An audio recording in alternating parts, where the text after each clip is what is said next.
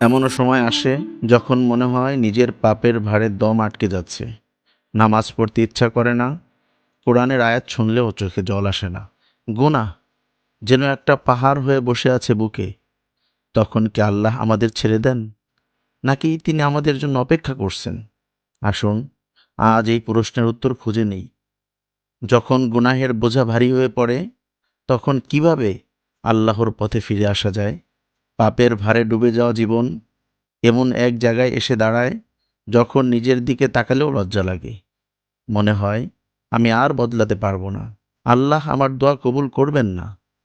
এটাই শয়তানের সবচেয়ে বড় অস্ত্র। সে বলে, তুমি শেষ, তওবা তোমার জন্য নয়। কিন্তু আল্লাহ বলেন, বলুন, হে আমার বান্দারা, যারা নিজেদের উপর জুলুম করেছ, আল্লাহর রহমত থেকে নিরাশ হইও না। আল্লাহ সমস্ত গুনাহ ক্ষমা করে দেন। এটাই ইসলামের সৌন্দর্য। তুমি যতবারই পড়ে যাও, ফিরে আসার দরজা সব সময় খোলা। ফিরে আসার প্রথম ধাপ। পাপের মধ্যেও কেউ যদি আল্লাহর কথা মনে করে, তার চোখে পানি চলে আসে, তাহলে বুঝে নাও আল্লাহ এখনও তোমাকে ডাকছেন। তওবা হলো আত্মার একটি সজাগ জাগরণ। 3টি শর্ত থাকলে আল্লাহ ক্ষমা করবেন সব গুনাহ। 1.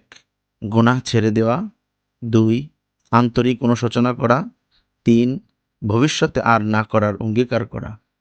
আর যদি সেই গুনাহ কারো হক হয়, তবে তাকে তার হক ফিরিয়ে দেওয়া জরুরি।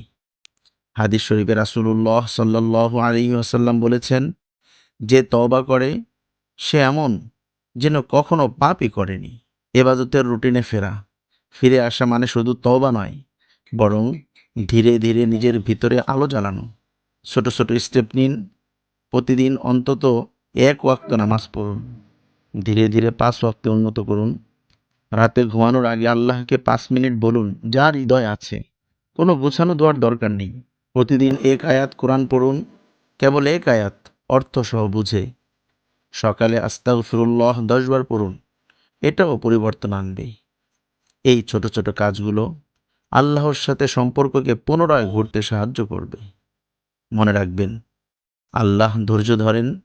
যতক্ষণ আপনি ফিরে আসতে চান, ততক্ষণ আল্লাহ দূরে যান না। আল্লাহর দরজায় ফিরে আসা কখনো দেরি হয় না। মানুষেরা ভুল করলে দূরে সরিয়ে দেয়, কিন্তু আল্লাহ, তিনি বলেন, নিশ্চয়ই আমি তওবাকারী এবং পবিত্রতা রক্ষাকারীদের ভালোবাসি। এটাই আমাদের আশা। যত গোনাই হোক, আল্লাহর কাছে তুমি আজও গুরুত্বপূর্ণ। তুমি ফিরে আসো, আল্লাহ অপেক্ষা করছেন। গুনাহ দেখে ভয় পেও না, বরং আল্লাহর রহমতের দিকে তাকাও। পাপ যখন ভারী হয়, তখনই তওবা সবচেয়ে বেশি অর্থবহ হয়। মনে রেখো, তোমার একটি কান্না আল্লাহর আরশ কাঁপতে পারে। এই ভিডিওটি যদি তোমার অন্তর নাড়িয়ে দেয়, তাহলে অন্যদের সাথে শেয়ার করো। কমেন্টে লেখো, আল্লাহ আমাকে ফিরিয়ে নিন। আমরা একসাথে দোয়া করব।